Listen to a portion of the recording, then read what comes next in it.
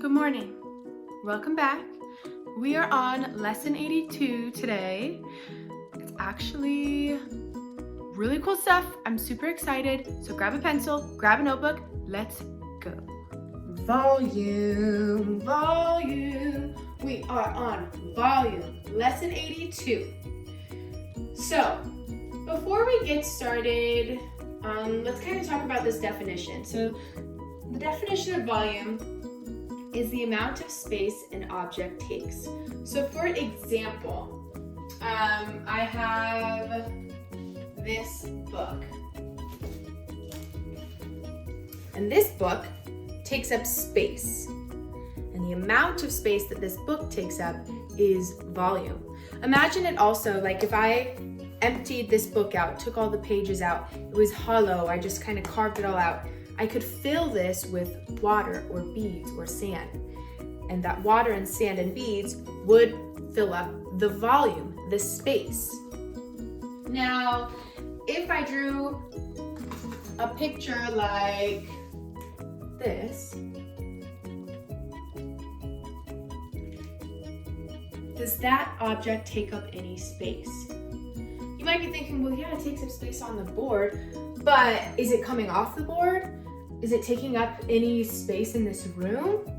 No, so this does not have volume. So what is the difference between that rectangle on the board and this book? Right, the book is three-dimensional.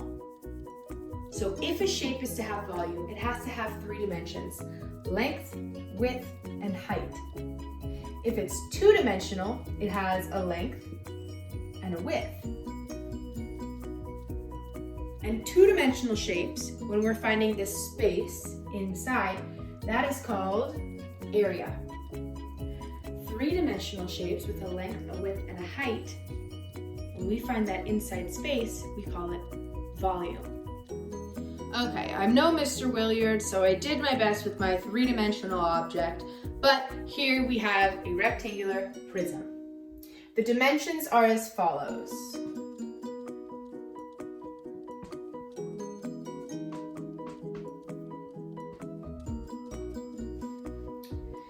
Now, I could go on and label all the rest of this prism. Since it's a rectangular prism, I know that if this is 6 feet, this is 6 feet. If this is 5 feet, this is 5 feet. If this is 3 feet, this is 3 feet. And I could keep going. But when I find the volume of a shape, I need three dimensions: length, width, height. And I can start plugging in. I know my length is 3 feet. My width is 6 feet. And my height is 5 feet. So now I can multiply all of them together. I'm not going to go left to right, I don't have to. I'm actually going to combine the numbers that I know off the top of my head. And I know that 6 times 5 is 30. Feet times feet is what? Feet squared. Now, we just reviewed how to find feet squared a couple days ago. So now we're going to add a third foot in. Does anybody remember what that's called when you multiply 3 units together?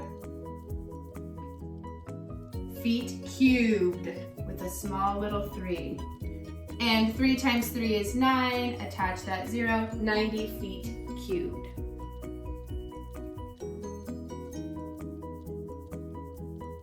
Okay, now what if I told you that this was a cube?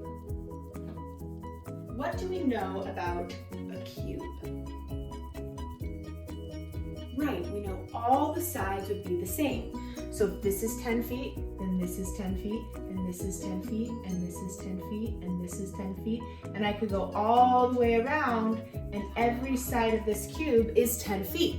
So to find the volume, do I need to multiply 10 times 10 times 10 times 10 times 10 times 10 times 10 times 10? No, because when I find volume, I use three dimensions: length by width by height.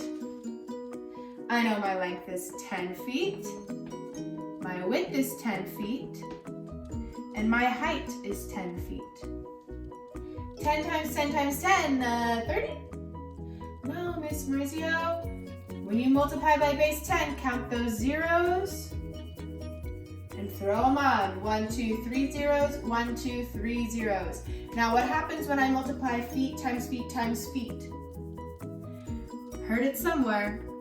Feet cubed. 1,000 feet cubed. Okay, for our last exercise today, I have this table. There's a little story behind it. And a student named Allison put small cubes together to form larger cubes. She made a table to record the number of cubes she used.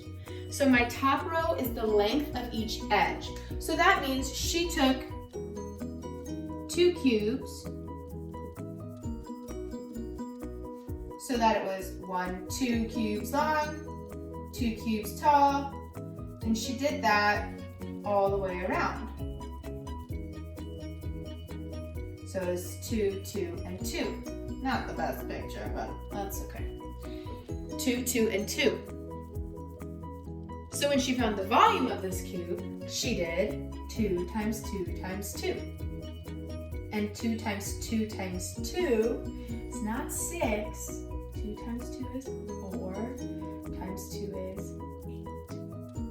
And then she continued. She made a cube out of 3 by 3 by 3. And 3 by 3 by 3 is 27. Is there any sort of pattern we can form? Or any sort of rule?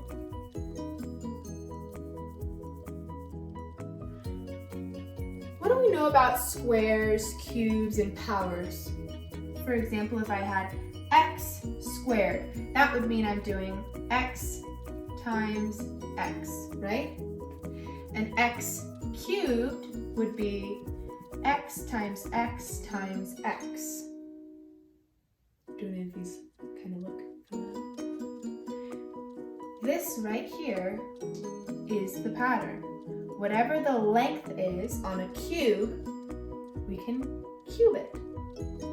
Now, if one of these lengths happen to be 4, this doesn't work. But if it is a cube and it has the same length for each side, we can simply say it's cubed. All right, we are going to close out today with my little anchor chart. If you would like to keep this open, this is a good time to pause the video so you can refer back to this paper. Otherwise, have a wonderful day. I will see you tomorrow.